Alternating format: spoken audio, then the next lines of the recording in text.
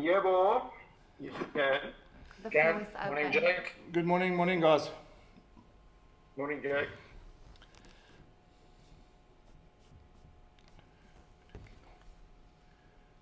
Okay, happy to start and you guys are ready, eh?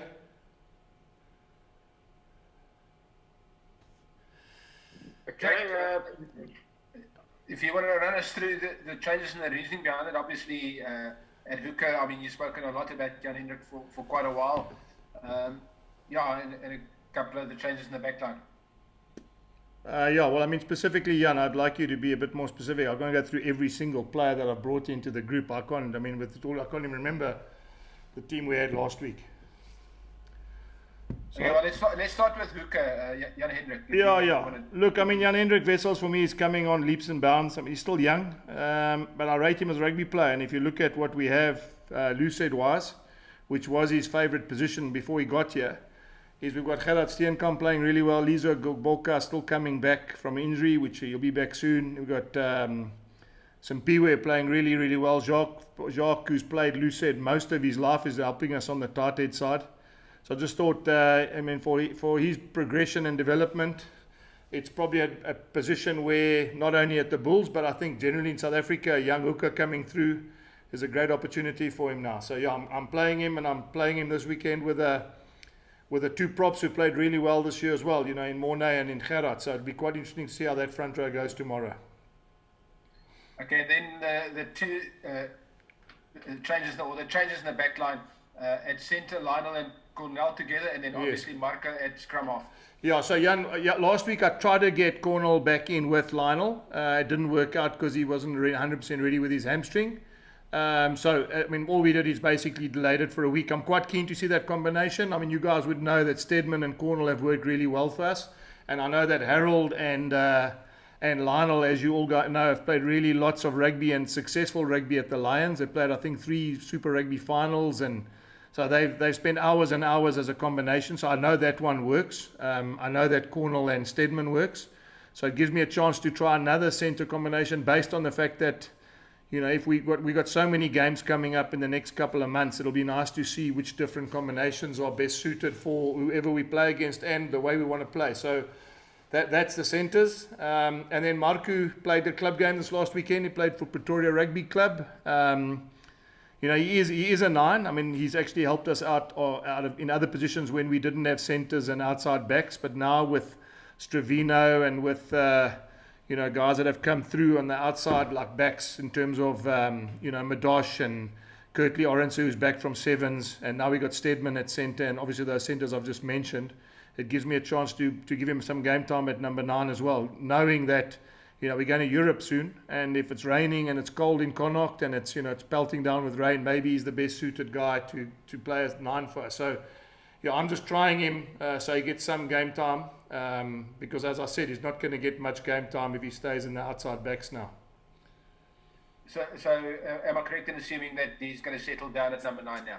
Yeah, probably young. I mean, as I said, I think with Harold and with Stedman and Cornell and you know, Lionel and obviously a guy like David Creel can play centre, and a guy like Stravina probably can also move into centre. So yeah, we're probably okay now in terms of our outside backs and you know, guys outside 9 and 10, which means that that Marco can sort of concentrate on the number 9 role now. Jake, on the bench, you've managed to get Jacques Duplessis onto the bench, but I think a lot of people will be really interested to see Ruan Combrink there. Yeah. What do you like about him? And obviously you're confident that he's back to the levels that he was at 5 years ago when he became a Springbok.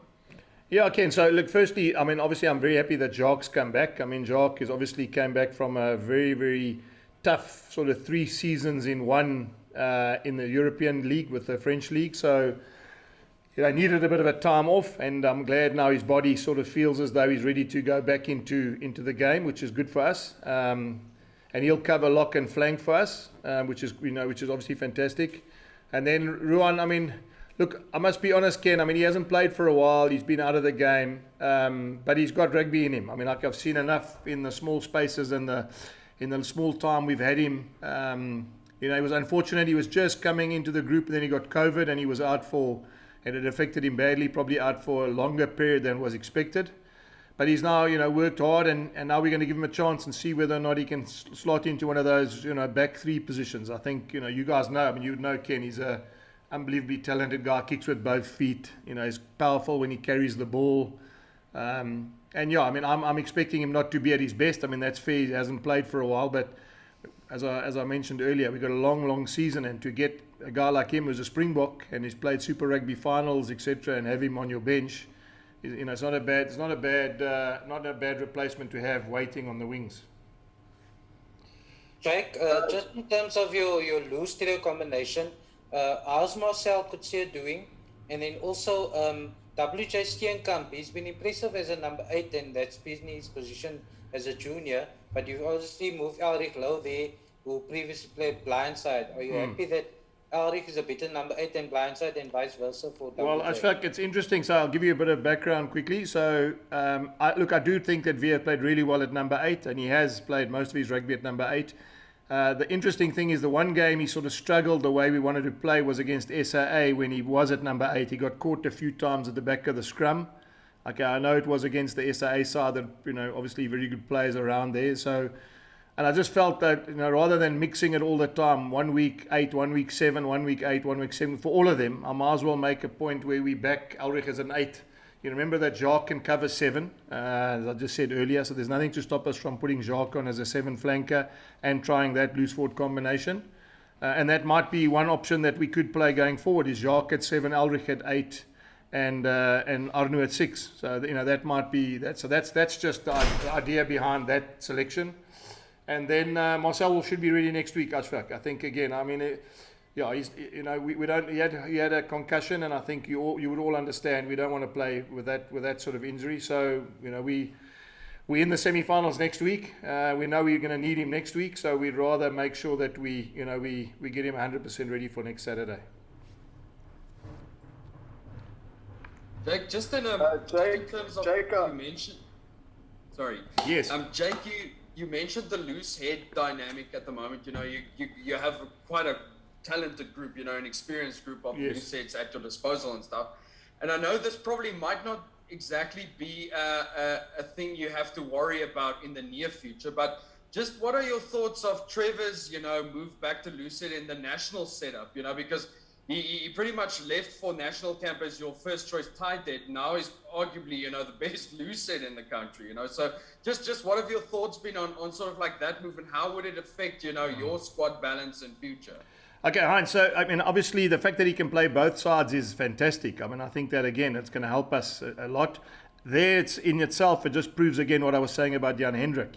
There you've got Oxenchair, you've got now, you've got Stephen Kitsoff who plays there. Then you've got Trevor who's just moved to the loose head. So that list just continues to grow and grow and grow. And obviously the time frame of Jan Hendrik wanting to get involved at senior level, and I'm talking about from a propping point of view, Heinz, is going to take a hell of a long time. So, and that's through no fault of his. There's some talented guys playing above him, and they're not going away. So, yeah, I that's why I'm pushing Jan Hendrik as a hooker. I think he's got a great future there. And in terms of the dynamic, I'm sure Trevor would want to play both sides. I mean, I think that's the versatility. And let's not forget that it's quite interesting because I remember I coached the Ruan Smith and his brother JP Smith, where they were Paul Jim, and they ended up playing SA schools, and they came with me to the Brumbies, and they came with me to the Toyota Blitz team.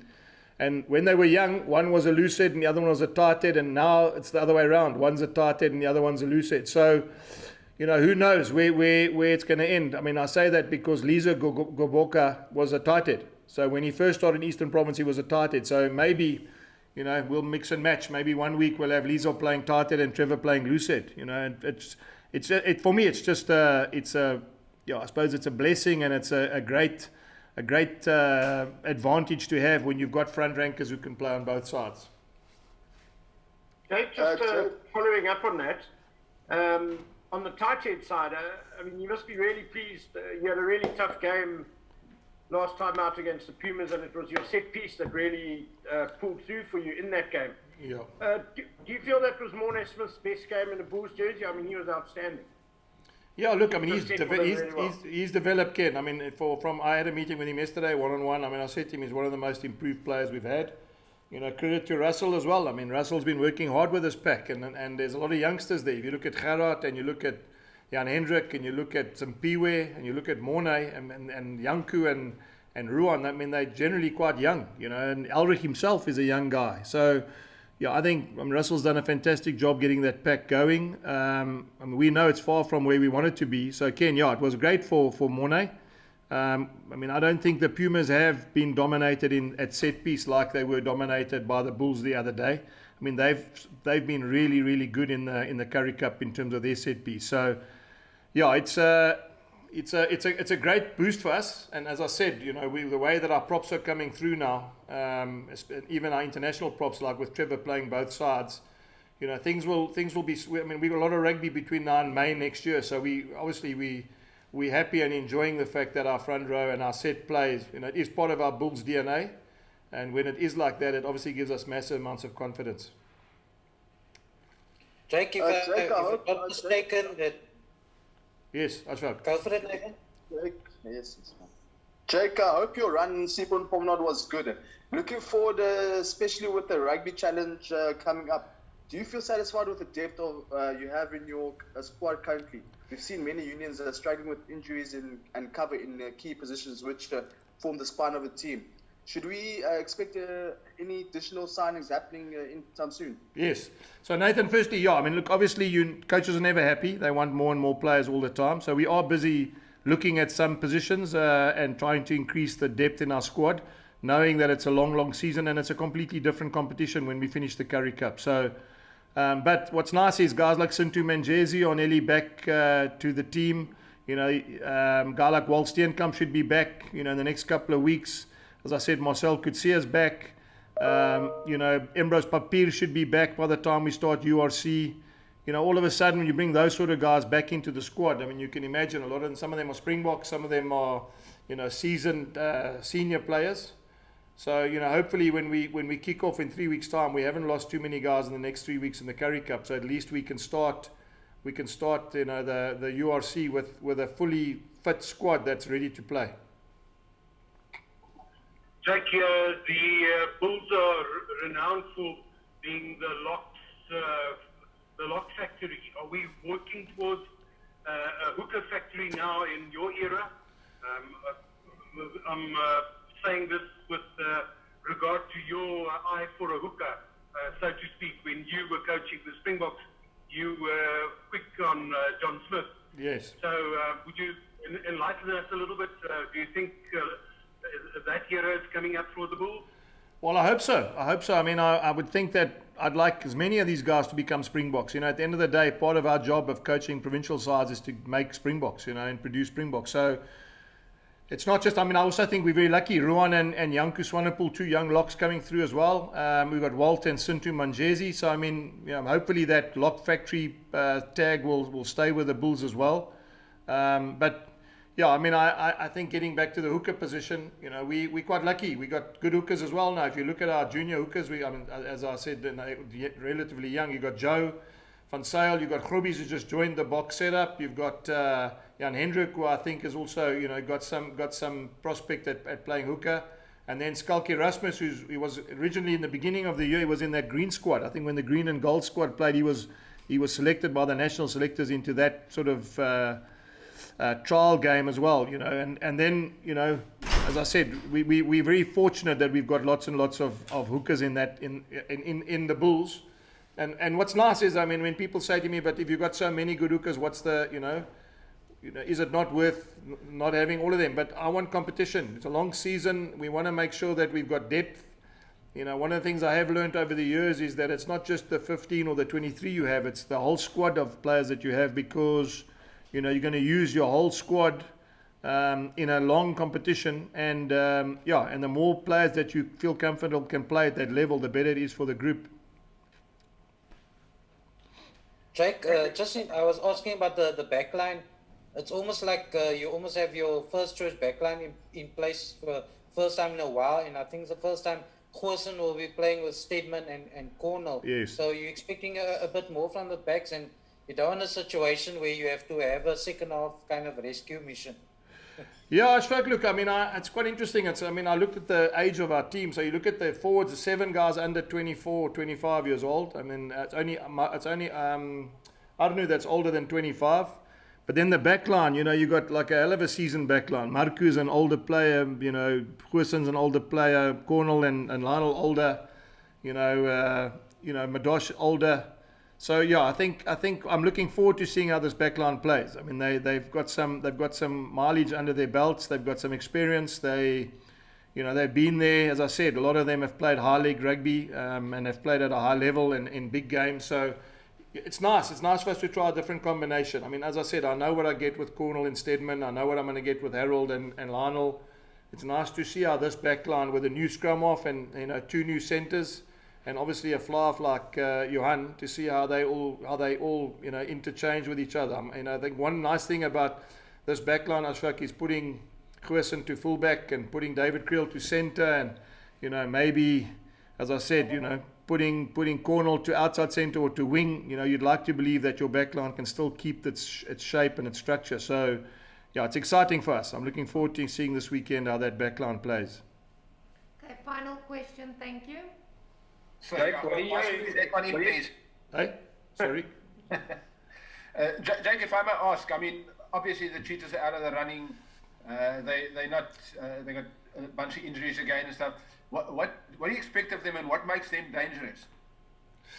Yeah, look, I mean, I think that's probably what makes them dangerous, is that people don't know what to expect, and people, they can score 3-4 tries quickly, so. And sometimes when they're not got anything to play for, then they can really let the shackles off and they can have a go. And they've got players that can do that. So, yeah, I mean, I don't think. I mean, I'm an old school guy. I remember Free State playing Northern Transvaal, and you look at the Gerrie Germasizers and those guys. They were all massive games, And I've got no doubt that this will be, another chapter in Currie Cup rugby, and the Cheetahs playing the Bulls at Loftus. A reason for anyone to do well, for us to get a home final and semi-final, for them to beat the team that won the Currie Cup last year. So, there's a lot, there's never nothing to play for. I mean, I think people, this country realizes Currie Cup's massive, Jan, and yeah, I mean, I always wanted to stay like that. I always want to make sure that any provincial game, Free State versus Bulls, or as I said, Northern Transvaal against Free State, like it was in the olden days. I still remember the David Russes and the, Gijsie Pinaars and the, maybe I'm much older than these kids, but I think that they've got a great opportunity now to write a little bit of their own history in the rugby annals. Okay, thank you very much, Jane. Yes, Ken. Yeah, can I just ask, we know the Cheetahs always go very hard at the breakdown, and last week you guys had a few issues there with being pinged for not rolling away. Yes. A hell of a lot. Yes. Was that a technical issue, or do you feel that's just an interpretation that the referees are now sort of really coming down hard on? Ken, it's going to be hell of interesting. I think we gave about 15 penalties away, or 12 penalties away for not rolling away. I think Free State gave 20 for not rolling away. So I think what's going to happen on the weekend, people are going to be too scared to fall on the ground, So it's going to be an interesting game of rugby, because, I mean, they got penalised more than we did, and we were almost petrified to go to ground. So we might just stand up and play touch and just keep the ball up in the air. Okay. Thank you very much, gentlemen. Thanks, guys. Thank you. Thanks, Abe. Thank you. Thank you. Thank you. Good luck, cheers.